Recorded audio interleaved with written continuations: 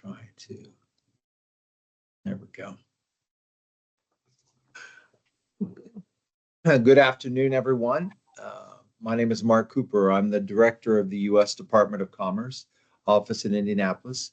Our job is to help folks export. We are the frontline trade promotion agency of the United States government. We work in part and in partnership with the Indiana District Export Council to put on programming that will benefit the Indiana business community.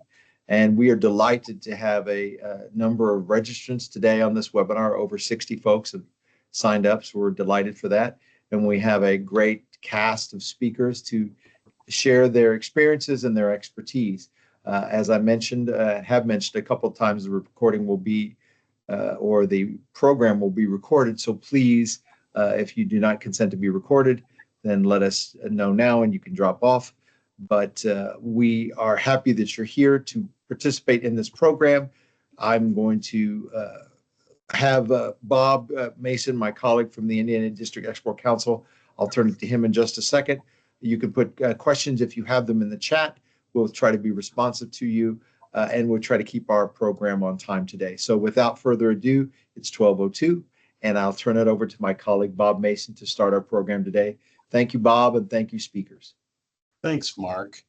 Well, just a brief description about us. The Indiana District Export Council is a non-for-profit organization. We work with the U.S. Department of Commerce, as Mark explained, to promote exporting as a way to strengthen Indiana companies, also to grow the state's economy and create jobs. We offer one-on-one export counseling, and that's at no charge. We do workshops, we do webinars like we're doing today, and we serve as a focal point for export information and resources for companies across the state of Indiana. Each state has an export council. And if you haven't already, please visit our website at IndianaDEC, that's DEC.org. And we'd like to thank the collaborative partners that we have, and that would be the SBA, the Exim Bank, Indiana University Cyber, Indiana SBDC, the Indy Chamber, the International Center, Purdue University, and especially for today's event, the Japan America Society of Indiana. We offer webinars every other month, beginning in January through November. And so please visit our website for future webinars that are put on various topics that have to do with export. Today we have three great presenters covering different topics.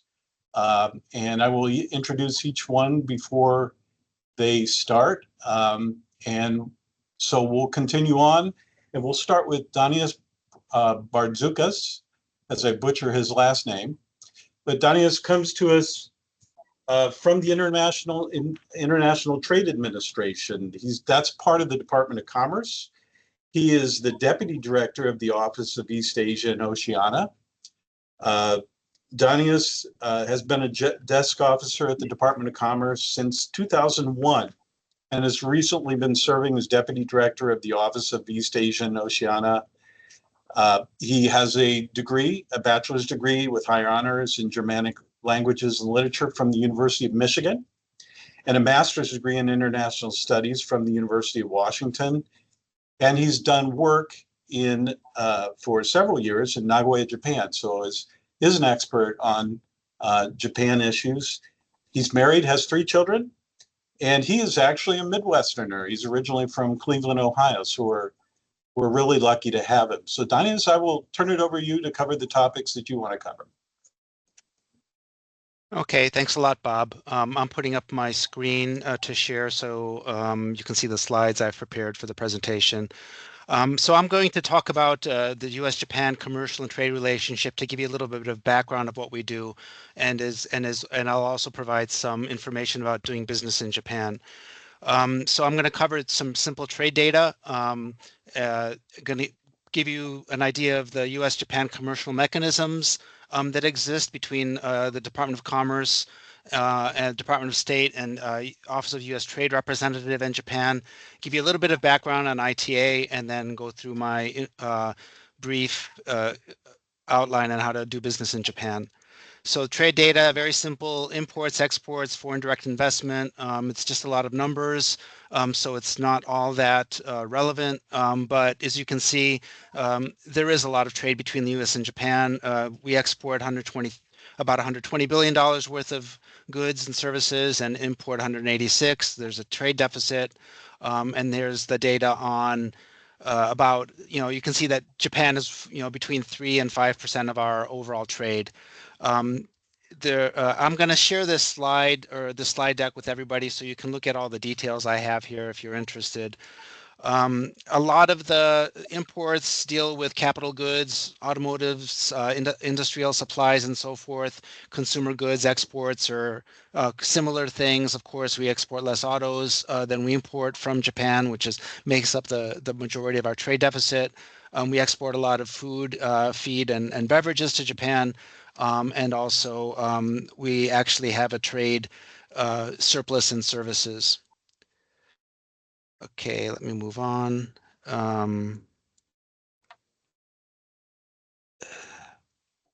Okay, investments also very important. Japan is the largest source of foreign direct investment into Japan, and so it's $783 billion in last year. A lot of the foreign direct investment is in industrial equipment, auto components, software, plastics, chemicals, and metals, and so forth. Okay, and going this way, great. Okay, now let me give you a background of this. These are the commercial mechanisms that we've had under the Biden administration. This changes from administration to administration, and it kind of provides a general outline of how the government works with Japan and the things that we focus on. The Commerce Department's counterpart is the Ministry of Economy, Trade, and Industry. And back in 2021, we established the Japan-U.S. Commercial Industrial Partnership. And so we focused on strengthening semiconductor supply chains, export controls, the digital economy, which is like 5G promotion and open RAN promotion, and then also trade and investment. And then later on in early 2023, we added cooperation on AI, quantum, and biotechnology. The most recent JUSIP ministerial took place in 2024, so in June of this year. So this is kind of how the Secretary drives our trade engagement with Japan, and you can see the things that she focuses on. This is to strengthen our economies and strengthen our economic security. We also have a second bilateral mechanism, which is called the Economic Policy Consultative Committee, or the Economic 2+2, and that's the State Department and Commerce and MEDI and the Ministry of Foreign Affairs. And this is a bit broader. JUSIP feeds into this, but it also kind of focuses on a lot of our overall global, regional, and bilateral things that are important for us, such as promoting our influence in the Indo-Pacific region and strengthening rule of law and that sort of thing. This USTR, the Office of U.S. Trade Representative, leads a Japan-U.S. Partnership on Trade. That's had several rounds. The fifth round was in July of this year. And this is a way to address bilateral trade issues. So if U.S. companies have a problem with market access or specific sectoral issues, such as ag or automobiles, or general transparency issues, this is a place that we raise them with the Japanese government. USTR leads that. Other agencies provide input, and then the same is on the Japanese side. I just want to point out that we did have two different commercial mechanisms that under JUSIP that focused on semiconductors. So we're trying to strengthen cooperation on R&D and workforce development. And then we're also trying to address areas of overcapacity in the semiconductor area. So, there are big concerns with overcapacity in legacy semiconductors that may impact our future economic resiliency. So we have established these work streams that we deal on these issues. And you may have heard about IPEF. This is a regional initiative where U.S., Japan, and 12 other partners launched in 2022, and this is a kind of this administration's focus on the regional, strengthening the regional um, trade framework in the Indo-Pacific, and there's focuses on supply chains, a clean economy, and fair economy. So anyway, so that's just the basic outline of the stuff that we've worked at, just to give you an idea of what we do here in Washington. And this is something that I very much focus on as a desk officer here. Okay, background on ITA. You know, Mark mentioned he's part of ITA. I'm part of ITA. We're part of the same area of ITA. The Commerce has many different bureaus. All these bureaus I've listed here, there are more of them, but these bureaus do take part in our bilateral relationships, industry and security. They focus on export controls. NOAA, they do things like space commerce now. Of course, they are involved in our fisheries, engagement with Japan. ITA's there. NTIA does a lot of the work on the digital cooperation with Japan, and NIST does work on, for example, on standards, and right now they're focused on cooperation on AI. So you can see it's a broad area of commerce that works with Japan. ITA, bringing it out here, there are 3 sections. There's our industry analysis people who do the work on, the study, the sectoral work, then the global markets, which Mark and I are part of, and then enforcement compliance, they enforce our trade rules. So the foreign and domestic commercial service, that's where Mark is. He's in the domestic. We have our people out in Tokyo. They're the foreign commercial service. This applies to all the countries in the region. And then we have the country desks, which is me. And then we have Select USA, which focuses on investment. Here, you'll have these links. This is how ITA can help you. We have a country commercial guide that gives you background on doing work in Japan. There's market intelligence reports on specific sectors in Japan. The commercial service promotes and develops events that helps sectors, and then they provide services like their cold key services, and then their single company promotion services that you can access to help to get government assistance with getting access to Japan. The country commercial guide has a list of all these things, guidance on doing business in Japan, the leading sectors, some background in customs and regulations and standards that you can access, advice on selling U.S. products and services, and business travel and investment climate. So you can access this. It's a great resource. I encourage you to do so. Access it, and then if you need assistance, reach out to our commercial service for help. Here's some general guidance on doing business in Japan, a market overview, business basics, market and business challenges, and market entry strategy. So why access the Japanese market? It's big. People are. It's large. There's money there. They're very sophisticated consumers. Getting Japanese business partners can help you, can expose you to new technology. There's a rigorous competition, so it's a good way to kind of figure out how to do your work better. You can work, if you find Japanese partners, you can cooperate in third markets. Japan needs a lot of energy and agricultural products, so if you're in that sector, you can find a way to find a way for your export, or an area for your exports. Japan does have an aging population, so their aging population is going to need a lot of things if people have products that target that, and they're very closely integrated with the U.S. economy. So we're great partners. Here's some basic kind of guidance on to do work in Japan. You really need to translate documents in Japanese. Do not assume the Japanese know English. You'll need to hire an interpreter. You'll need to understand the culture and the business etiquette of Japan. That's very important to be successful in Japan. And you have to know that relationships matter. And it's very important to return frequently because Japan values lasting, committed relationships. And so as it says here, come prepared and emphasize trust. So the Japanese really want to make sure that they can have partners that they can trust. One thing that's very important is to know that yes does not always mean yes. When the Japanese often say yes, it means I understand or I've heard you. So that's just a very simple kind of thing to keep in mind. When they say yes to something, don't assume that something's very, that something is concrete and finished there. Okay, market challenges. Okay, there's standards that are unique to Japan. Okay, there's formal standards, informal, de facto, and otherwise.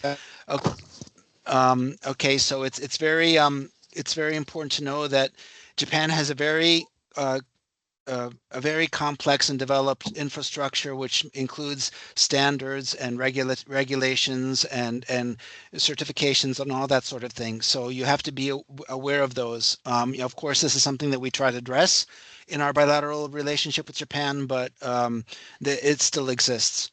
Um, Often the Japanese want to know, hey, do you have experience in Japan? And that's the kind of the biggest difficulty in getting into the door to open the door to get into the market. There is still, a lot of, the Japanese have their own partners, and it's hard for them to break those relationships with their existing partners, and so so you'll be competing against that and finding a way find a way into those existing relationships. It's very unlikely that they're going to like break a partner and find a new one very quickly. And then as the cultural importance of personal relationships, as I mentioned there, and to reluctance to break or modify business relationships. So I mentioned, the certification, licensing, regulatory system provides challenges, and then the language, the relationships need to be built, the language has to be overcome, and then the Japanese do have high expectations. They're often very, very much prepared when they're setting up meetings, and they expect their partners to be equally prepared. So that's one thing you have to keep in mind. Okay, this is kind of maybe difficult to read very quickly, but you do need to establish local partners. You need to be prepared to visit the country frequently. Local partners or local agents, or somebody who's going to represent you. That's always useful to develop there, and that's the way you can get an initial foothold into Japan. As I mentioned, the commercial service is willing to help you, and you can contact the commercial service in Japan. I'll have the information later, but also the U.S. Our USDA and the Foreign Agricultural Service also has a way to assist companies, and they do have a foreign exporter guide that you can also access. So it's not only Commerce that can assist you, but it's also the Department of Agriculture. So these are some of the priority sectors that the commercial service in Tokyo has identified. They've looked at areas where Japan is putting resources and things that maybe market trends are leading to specific needs, like medical, in the medical sector, or the cloud computing or e-commerce, because Japan may be not as developed in some of these areas. And this is where U.S. companies may have a competitive advantage. And so these are, and if any of you are out there developing a civil nuclear plant, this is an opportunity for you. Okay, background on commercial service in Japan. So we do have a robust a footprint in Japan. We have an office in Tokyo and Osaka, which is in central Japan. We have 8 officers in Tokyo and 23 locally employed staff. There's a health services unit, a clean tech or energy unit, major projects, a trade policy unit, SUSA, which is the Select USA, and local missions. So they help out when governors go and visit and so forth like that. So we do have a lot of we do have state missions that travel to Japan. So if you're involved in any of those, we help out with those. There's a manufacturing unit. They do like semiconductors and IT, and like e-commerce and anything involved in the ICT sector. And then there's marketing programs, and then operations and services units. So if you're a small business, there are people out there that will help you, and so they would just direct you to the appropriate unit here in Tokyo. And as you can see, we have 1 officer in Osaka and 5 locally employed staff, and they also focus on consumer goods, marine tech, autos, digital, and media and entertainment. So very, very broad and very active and very professional. A lot of these people have a lot of experience. They're very qualified to assist you. So that's who's out there. That's kind of my brief outline. Went quickly. Here is on the last page. There's the websites that you can access. So I'm the deputy director, but I'm also a desk officer on Japan. And then we have a second officer, Derek, who can be contacted for assistance. Alan Turley is the senior commercial officer out in Tokyo. Greg Taves is his deputy, or there's just some general emails there you can contact. We have our Select USA individual here in Washington is Ms. Laidi, and I've added Mark's name here, who's the Indianapolis Export Assistance Center at the Indianapolis Export Assistance Center there for your, who can help you out. Okay, so that's my very quick overview. I hope it's been helpful, and I'll pass it on to the next speaker. Thanks. Thanks, Don. Yes, I appreciate it. Just a quick question. When you hear Japan Desk, what are the ways that when people contact you, what kind of questions would you be able to answer? What's as a resource? Yeah, so I mean, so basic, to be frank, a lot of what we do is the policy related stuff. We do assist if people have trade trade barriers that they're facing. That's the stuff that we focus mostly on. If people want export assistance, like the stuff that I went through here, it's often better or it's easier or more useful to work with the commercial service people like Mark with their export assistance. We have export assistance centers all over the country. It's not only in Indiana, of course. We have them in every I think in every state, but sometimes in several regions in a state. So those are the people who often are the best initial contacts. Like if you want, like, hey, I want to sell my product in Japan, and they can work with us. We work with the commercial UZX. But they can often make the contact with the people in Tokyo who can help find the local partners and so forth. I don't really do a lot of work. I don't do work with like finding local partners. I would direct people to the UZX or the commercial service in Tokyo or Osaka. Perfect. Perfect. Well, thanks for helping us define that. Sure. Okay, well, we'll continue moving on. We wanted to hit several different levels of business, and our next presenter is Cindy Dustin Quirk, who represents us on the small business side of things for selling into Japan. Cindy is the chief or the founder and chief dog lover of Scout and Zoe's premium pet products. It's a business she started to solve a need for her pups who are having allergies, and has expanded into products not just for canines, but for felines, equine, avian, and small animals globally. She's developed quite a following in the pet industry, bringing products to life using novel proteins, which are sustainable, eco-friendly, and at the same time nutritious. Scout and Zoe's was first to market with products utilizing the invasive Asian carp, as well as the black soldier fly larvae. The focus of every product of Scout and Zoe's creates a do good for the pet, do good for the earth, in addition, do good for the community. She's been involved with pets in not only in the United States, but she's been treating pets in Hong Kong, South Korea, Canada, Japan, and beginning soon in Dubai with a launch coming up here very quickly. I will tell you that Cindy is the poster child for not only an entrepreneur to build a business from the scratch to address a need pretty much on her own. And she's also able to expand her business internationally to markets overseas, because she's not afraid to research and understand the various markets as even a small business owner. So all you small business owners out there, Cindy is a great example of how to be able to export your products in addition to selling them here in the United States. So Cindy, if you don't mind, I'll turn it over to you. Thank you. It's been a journey for sure. I started way back in 2010 to solve Scout and Zoe's allergies. And we first were exporting to Hong Kong within a year of starting the company. So if you know me, I jokingly say that my goal for the business is global domination. And actually, the universe is listening to me because we do a lot of business outside of the country now.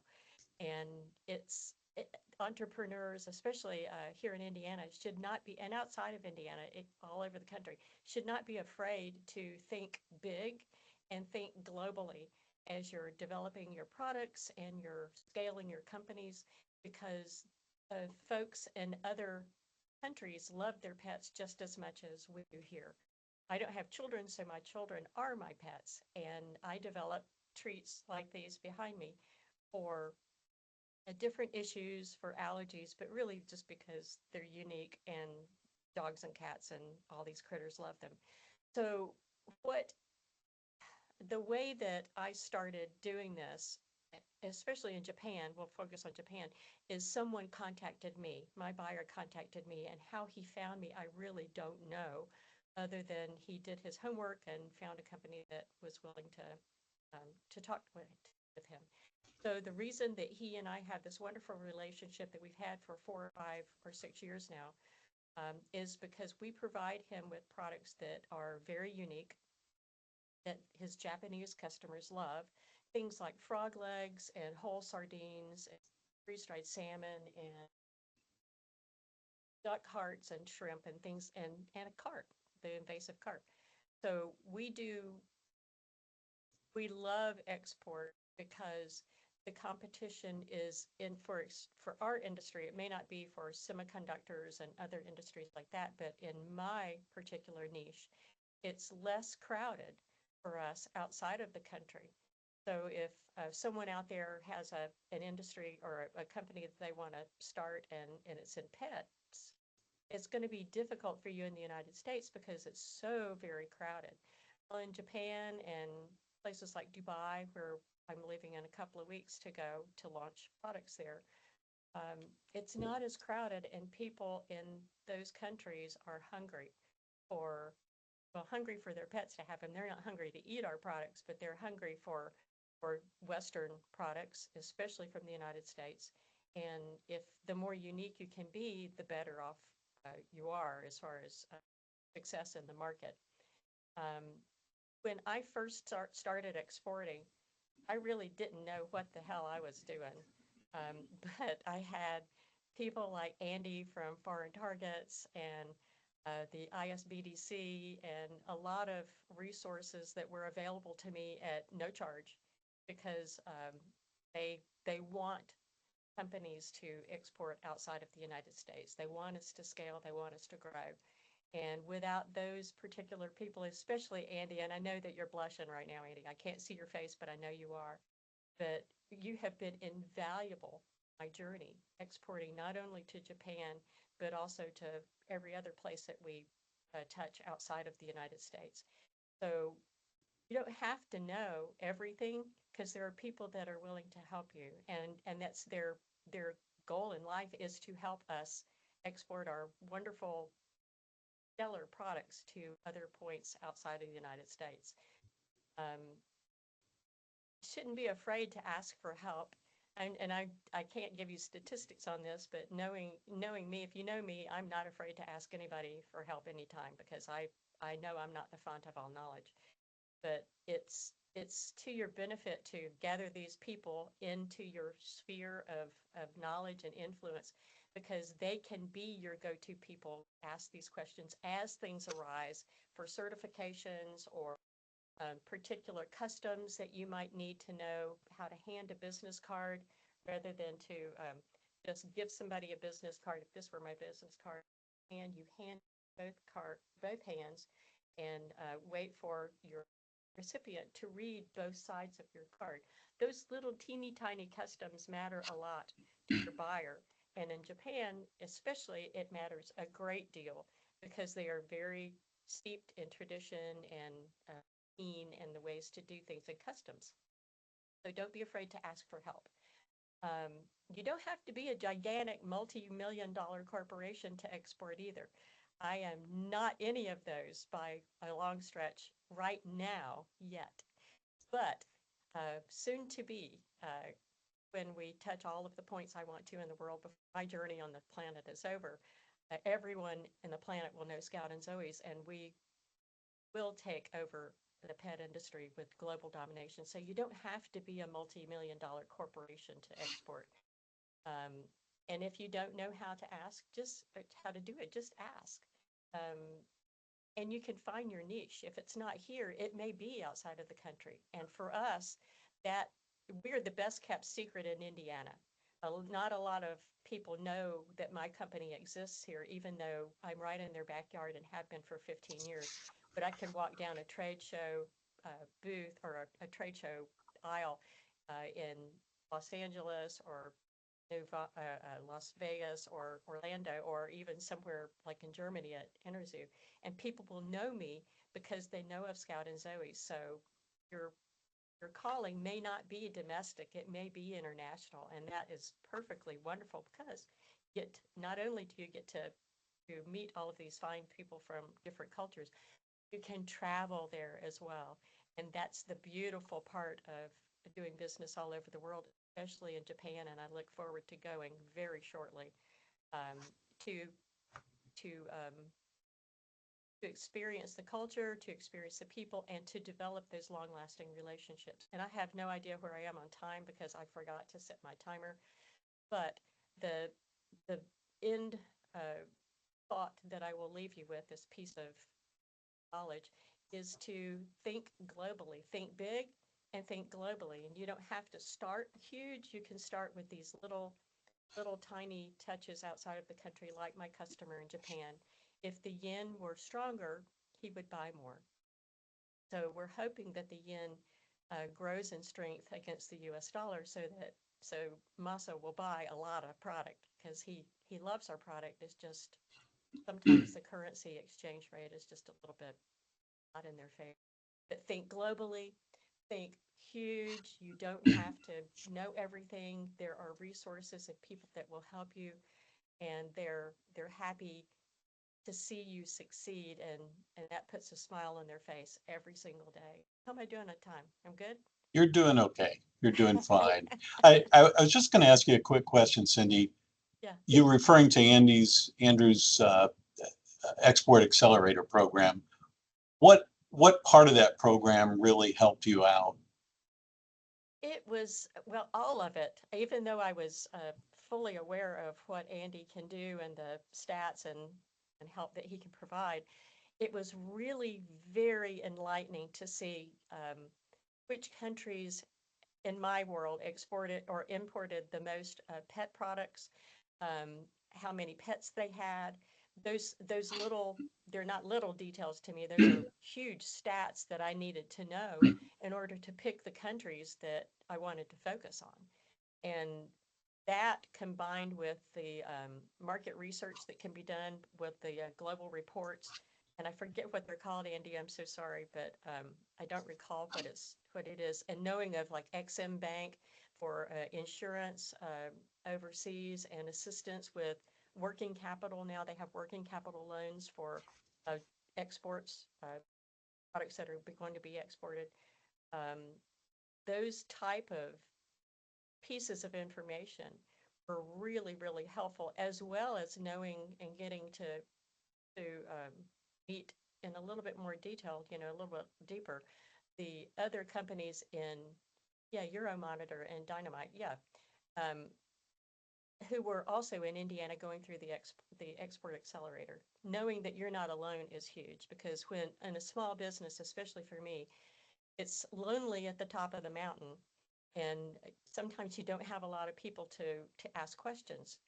And it's comforting to know that there are folks like Andy and the ISBDC and the economic development people downtown that can, and Mark at the U.S. Commerce Department, who can help me with specific questions that I have, rather than calling someone in Washington at a desk that may not know specifically the details for pet export or what certifications we might need to have.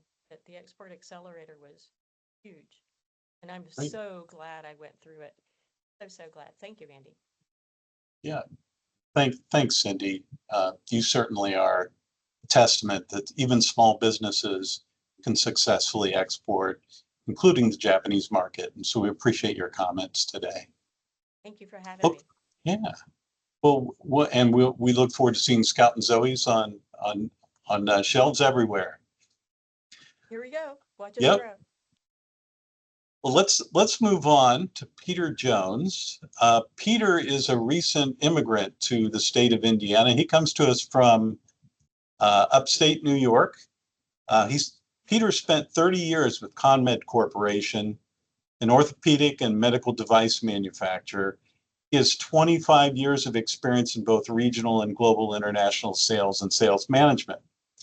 The reason we've invited him here today is his responsibilities included over 15 years of work with Japanese distribution partners, as well as locally based country managers. Peter was also a member of the corporate team that established ConMed Japan Kabushiki Gaisha in 2016. And following his tenure with ConMed, Peter worked for a private fiber optic firm as a vice president of international sales, and then provided global sales consulting for a startup based in Cleveland, Ohio. Peter moved his family. He and his wife, Teresa, and two girls moved here in 2023. And for the audience, Peter doesn't think it's cold enough here in Indiana as an upstate New York person. So we'll have to get him acclimated to our weather here. Peter, could you take it from here? I can. Bob, thank you very much. Thank you, everybody, for spending your lunchtime with us today. I'm looking up because I made a note to make sure I looked at the camera, not at the screen. First of all, let me say, coming to Indiana, and I mean this, I don't want to insult anybody, but whenever I say I'm from New York, people ask me what it's like in New York City, when in fact, my family and we lived in upstate New York in a place called Utica, which is closer to Canada than New York City. Thus, my strong propensity to like snow and outdoor winter activities, which I'm still searching for a lot here in Indiana. We had snow last night, so Cindy, I'm sorry, but I'm looking for more tonight. Anyhow, as Bob said, I work for a medical device manufacturer, and interestingly enough, having spent 30 years there, I kind of ran the whole gamut with that company, in that it was a very small company, or a smaller company when I joined it back in the mid 1980s. And by the time I departed 2016, the company was significantly larger, a multinational global company. And I got to go along for the ride, which was tremendous. I really enjoyed it. Talking about Japan, my time frame in Japan, I had responsibilities within Japan from 1999 right up through 2015. And as Bob said, when the company set up a KK organization in Japan. So I'd like to think I have a broad view of the market. There's so much we can talk about. I have a tendency to overtalk. So Cindy, I did set a timer so I can keep myself in line here. But I wanted to focus just on a few things. Some of this is going to be redundant because this previous speakers have mentioned it, but it's really important if you're going to decide to do business in Japan. Starting out, you have to understand this is a long game. Japan is an investment in time, in effort, in focus, in work. It's not an easy market. It's a great market, but it's not an easy market. I've had the benefit of working in many, many markets. I've had various global responsibilities from Europe to South America to Africa to Asia. And Japan is probably the most challenging market out there. It's also the best market, both from a business standpoint and a cultural standpoint. I've enjoyed many, many, many trips to Japan and never had the opportunity like Bob and others to live there, but enjoy Japan. So I strongly encourage everybody and anybody to try to do business in Japan. I want to focus on a couple things, and some of these are very basic, but because it's not an easy market to serve, and it's kind of an example, I'll point out that right now it's coming up on 3 o'clock in the morning in Japan. So you are dealing all the way around the other side of the world. And I'm sure Bob and others that have done a lot of business in Japan can attest to those 3 a.m. conference calls that you're making with Japan. They are also very accommodating there and making those at their 3 a.m. and our work hours. But it's a challenge to do business in Japan. And before you get involved in Japan, you really want to make sure that the market opportunity for your goods and services exist. And some of the previous speakers have talked about this, but it's very important to make sure that there's a viable opportunity for you there, because it's a lot of effort and a lot of expense if in fact you may not be positioned properly with your product or services to do business in Japan. Again, a little redundant here, but you can work with our government agencies, both state and federal agencies, independent companies that will work on a consulting basis, or companies like Andrew who will help set the table for you and get you into that market. You want to be able to find trade contacts in the market, and it's difficult sometimes to find those things. The government can help you, but they have a lot of demand on their resources. So a couple things I wrote down, things to think about when you're looking for potential partners in Japan. Some of them may be from your colleagues, your contacts, your competitors, or even your US customers. Many of people that are working in the same markets and the same segments you are might be able to direct you to potential partners for you in Japan. So you reach out to the people you know and the people you know that are in the export business. Trade shows and exhibitions, both in the US and around the world. You can find Japanese partners. The Japanese businesses tend to travel extensively. They will be at almost every show that you're at, they will be at. One that you would never think of, they have a very tight connection with countries in South America. And I've been at trade shows in South America and have contingencies of Japanese customers come up to our stand. So they are everywhere. They will come out and look for you.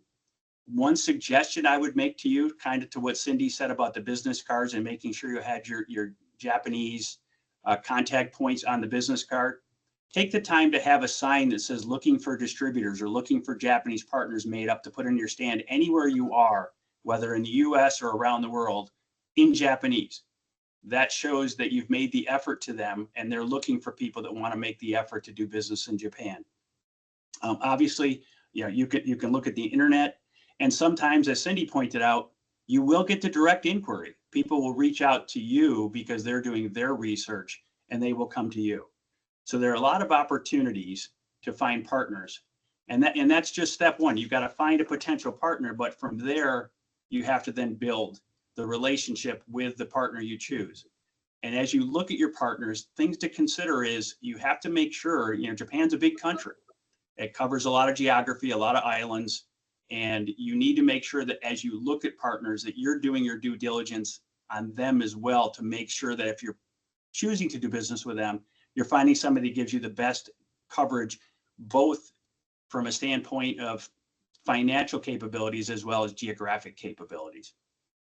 The one thing that's been touched on a couple times here is it's very important to Japan. Again, I said at the beginning, this is the long game. It's relationship building. You have to build a relationship in Japan. The Japanese tend to be very wary at first, and they want you to demonstrate that you are the person that they want to do business with. As a small story, a small example, I traveled from 1999 to 2015 in Japan extensively. And the company I was with made an acquisition, and we picked up a new distributor in Japan. And when we took a contingent there to meet with them, it was very interesting. I kind of felt like, hey, I've been doing this for 15 years, or at that point, 14 years. And during our initial meeting with them, they spent a great deal of time quizzing me on my background in Japan and the work I had done there, because it was important for them to understand that their new partner in the United States had a background, had an understanding, knew the market. So it's very important to build those relationships. It's also important, especially to some of the folks that are new to Japan or are in smaller companies, to understand that it's a very hierarchy-based market. When you go to Japan, you will typically meet with a person that is your equivalent as far as your status within an organization. So if you're the vice president of sales, you will typically meet with their vice president of sales. If you take your president of your company with you to go, you will meet with the president of their company. I'm saying that because don't underestimate your title, your position if you're going in, even if you're a small company. It's important that you try to get as high up in the food chain of that company as possible to the people that make the decisions. So if you're going in there as a sales representative, they may not put you high enough up in the organization to make the right contacts. so you want to make sure that you position yourself the right way, and that you also sit and talk to the people that make the decisions. One thing to keep in mind, and I don't know, how Cindy has addressed this, it's much better today than it used to be, but it's also a very gender-based country. It's very male-dominated. It is changing, fortunately. I have 2 young daughters, or 2 teenage daughters, and I want to make sure that, there's equality in this area. But Japan is a little slower to that. So keep that in mind, that you have to work even harder. If you're going in there, I'm sure Cindy can attest to this. It's hard because you are dealing in a situation where it's a male-dominated business community. So just keep that in mind as you move forward. It requires significant contact. It requires a lot of travel there. They will travel here. And I've yet to meet a Japanese company that traveled individually or 2 at a time. When they come, they typically come as an entire organization. So they will come here. They will top to bottom look through your company. They want to know they're establishing a relationship with a company that can service their needs, top to bottom. So keep in mind that it is a large travel. I've mentioned the nighttime before, that the hours are not easy. You have to be committed to doing this business. Make sure you have a go-to-market strategy. We talked before about finding a proper partner. There are a number of different avenues, and I'll pick up my speed here because I know I'm running short on time. But one thing to keep in mind, if you're working with a company, the distribution networks in Japan are typically multi-layered. You may sell to company A, who may then sell to company B, who may move the product through to distributor C, and may move it through to geographic distributor D. So you may be multiple levels removed from the market. Make sure you understand how they get the product to the consumer before you sign on the bottom line.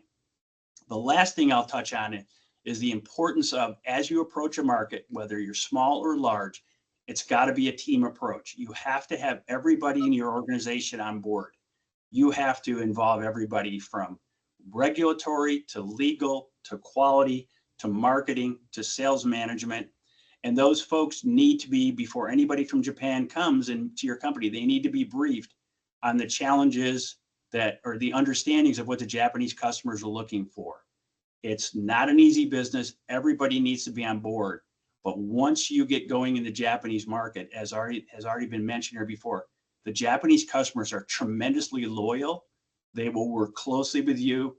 They are probably the best partners I've ever dealt with around the world, because I never felt like I was going to sell them something and they were going to turn around in 6 months and find somebody that they thought was better or better equipped to meet their needs. They will stick with you, and it is a long-term relationship.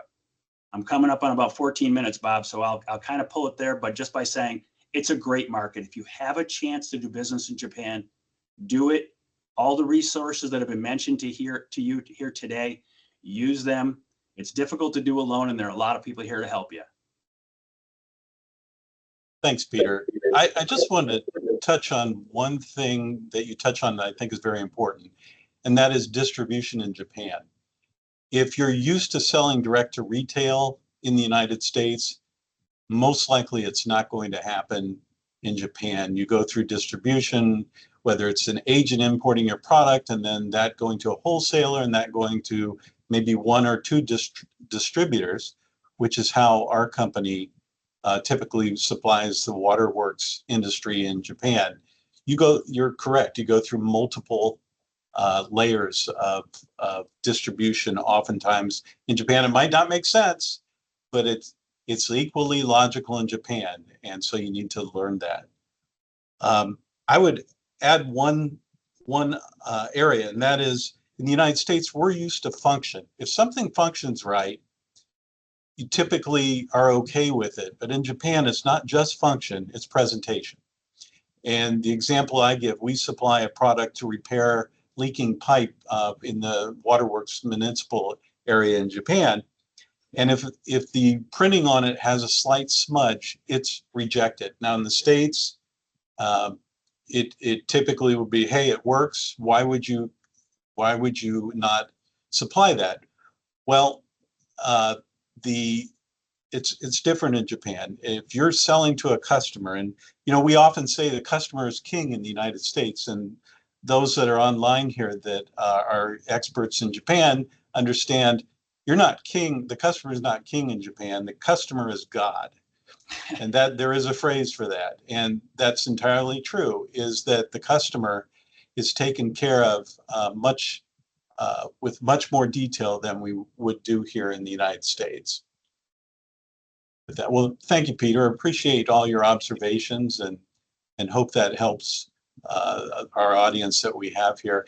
I think we'll open it up. Mark, if you're still there, we're going to open it up for questions and answers. I am. And this is it. So I'll let you take control over that if you would. Sure. Thanks, Bob, and thank you to Cindy and Peter and Donius. This is great. We appreciate your insights. We'll open the floor up for questions here in just a moment if you have some. We have a lot of expertise here, so this is a great opportunity to avail yourself of some knowledge. I have a question to get us perhaps started, and that is any of our panelists can comment on this, but it's the point about where do you start? Peter said Japan's a big country. It's easy maybe in shorthand to say, oh, I should go to Tokyo. But is there any other reason to start in another part of Japan? Is there regional differences that you'd like to make note of? And why would it matter if I started in X versus Y? If maybe any of our panelists would want to comment about that. Yeah, I can jump in if you don't mind, Mark. Absolutely. I think some of it depends on market segment. For example, I was in medical device, and medical device was very heavily toward the Tokyo area, but also surprisingly very heavily toward the Osaka area. So if you can work with some of the trade desks to learn where many of the major manufacturers at least have their corporate offices, many of them will have warehousing and manufacturing outside of the major metropolitan areas, but they'll have their corporate offices where decisions of this nature are made, will be typically out of Tokyo as number one, but we surprisingly, during my time, had multiple distributors out of Osaka. So it's going to depend on your market segment, I think. Yeah, I concur with that. I mean, the Nagoya region is where the automotive sector is centered, so that's and as Peter mentioned, Osaka, there is a lot of like Panasonic and those types of companies that are often outside of Tokyo. Yeah, we're based, our main distributor is out of Nagoya, but they use sub-distributors in different regions of Japan because they tend to be more specialized in the area that they're serving. Okay, thank you very much. I think that's a great insight for folks to say you may have to think outside Tokyo. I guess that's a shorthand answer, right? There may be reasons why some industries, as Peter and Donius and Cindy had mentioned earlier, may think, or may be situated there. So thank you for that. Anybody else right now at the offset here? We have a few minutes. I don't want to take up all the time. If someone else has something they'd like to add. I'll give you a second. I do want to, Teresa, yes, please chime in. She has a lot of experience. Teresa, please chime in. Just really want to thank all the organizers. The presentations were excellent, really spot on. I have a question for Cindy. So as we know, Japan is really a small island country. The spaces that the Japanese people have to live in are much smaller.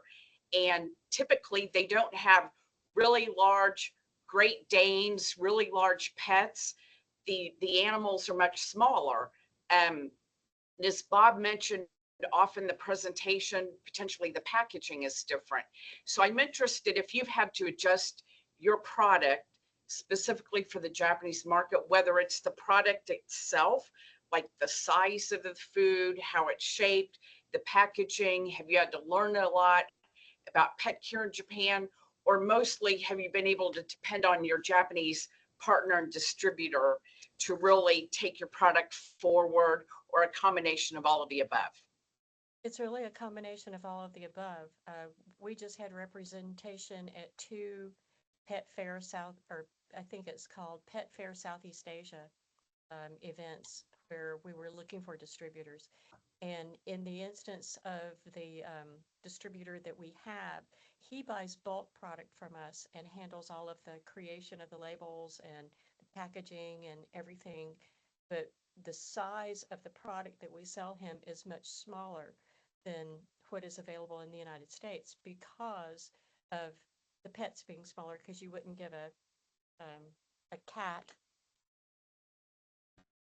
whole sardine like that. You would probably give them diced sardines that would be in small pieces that would be about that size. So it's a combination of everything. We've noticed that's true in Hong Kong as well. And actually, when you get into the specific pet, cats tend to be smaller or have to give them smaller packaging and smaller sizes of treats than dogs, because cat people they don't like big packages of things. They like small packages. So it's really a combination of everything.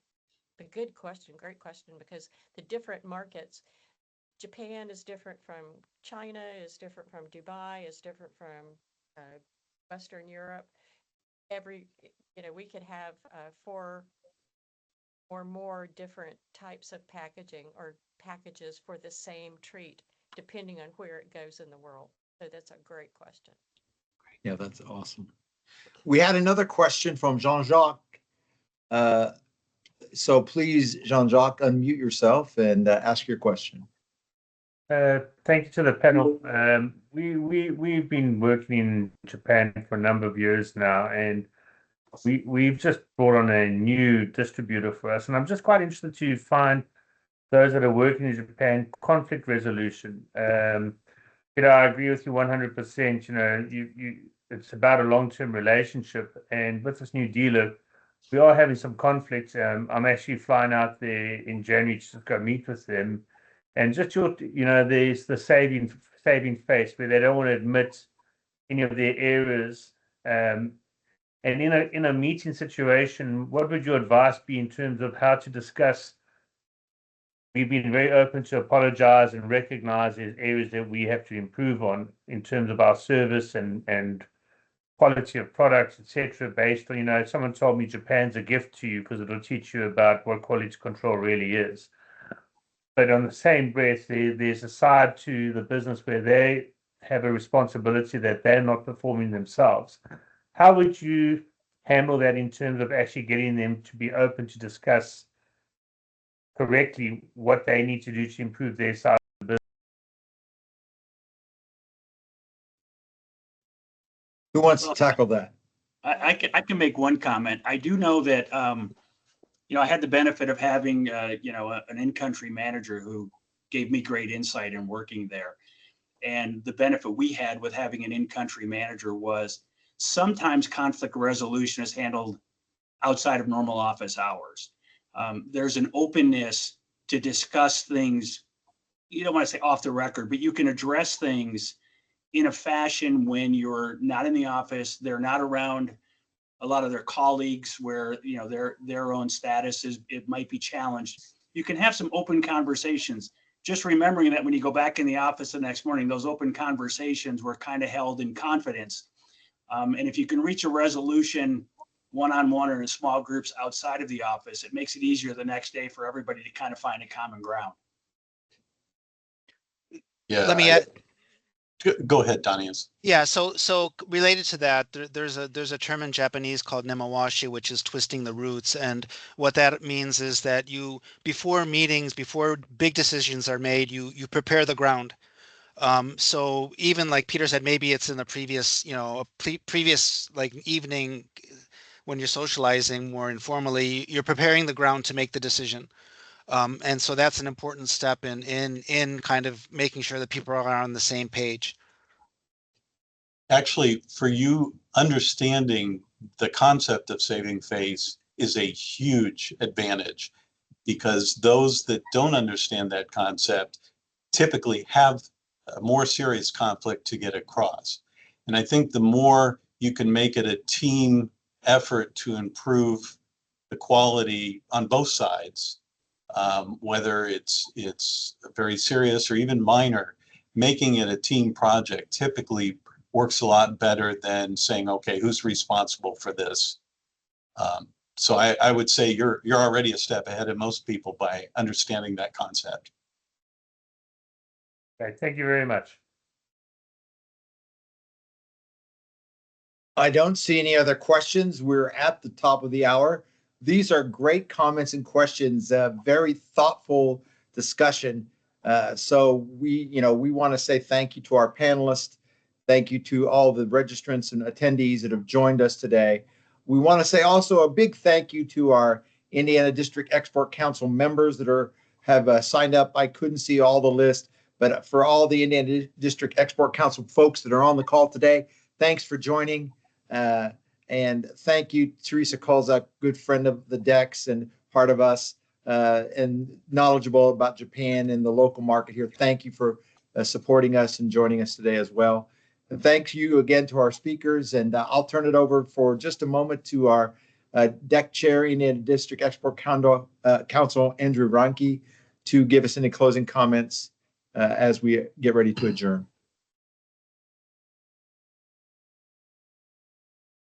Thanks again. Thank you, Mark. As always, thank you, Bob, and the speakers. Wonderful program. Great questions, great insight. And Japan is a unique country, unique way to successfully gain entry. And we heard some great insight on to do exactly that. The next program is going to be Export Lunch and Learn program is going to be on South Korea in January. We're close to getting an extra webinar in December, mid-December on Vietnam. And we're waiting on a couple of speakers from either Washington, their embassy there, or Hanoi. So we'll have more information on that, and we'll let all our folks on our mailing list know about that. Thanks again, and everybody have a great rest of your week. All right. Thanks for joining. We'll see you next time. Thank you. Thank you. Thanks. Bye now.